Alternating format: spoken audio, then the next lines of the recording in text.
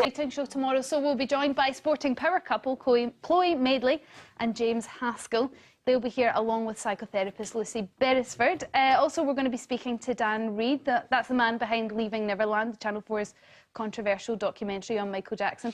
Don't know why I'm out of breath when all I did was count. But anyway, so that was off the back of that. So off the back of that, we're going to be asking, is it time to boycott Jackson's music? Plus, would you have any problem with your partner having a best friend of the opposite sex? Do let us know.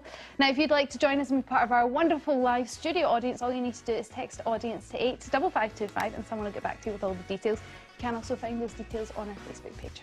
Jeremy? 30. Yeah. 30. 22. 20. Oh, almost. Asha, you are the winner. Oh my goodness, that was brilliant. I loved it. Well done, Come on back. guys. Oh, that was great. Can we do that every day, Storm? Is that okay? That's how we're going to end the show.